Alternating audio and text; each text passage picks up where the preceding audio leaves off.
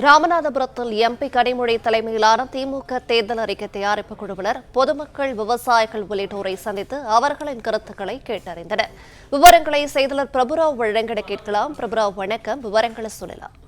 முக்கியமாக திமுகவின் துணை பொதுச் செயலாளரும் சட்டமன்ற தேர்தல் அறிக்கை தயாரிப்பு குழு தலைவருமான கனிமொழி தலைமையில் ராமநாதபுரத்தில் திராவிட முன்னேற்ற கழகத்தின் 2026 சட்டமன்ற தேர்தல் அறிக்கை தயாரிப்பு குழு தற்போது கருத்து கேட்பு கூட்டமானது ராமநாதபுரம் தனியார் மகாலில் நடைபெற்று வருகிறது. இதில் திமுகவின் செய்தி தொடர்பாளர் TVKS இளங்கோவன் உள்ளிட்டோர் கலந்து கொண்டுள்ளனர்.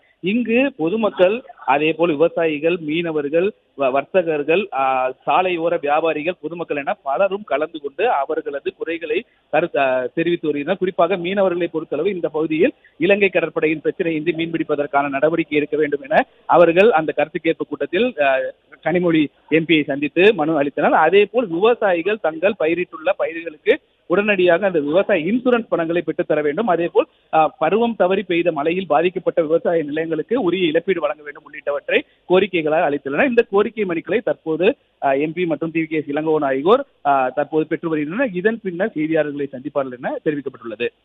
பிளே ஸ்டோர் மற்றும் ஆப் ஸ்டோரில் இருந்து பாலிமர் செயலியை QR கோடு மூலம் பதிவிறக்கம் செய்யுங்கள். செய்திகளை உடனுக்குடன் பெறுங்கள்.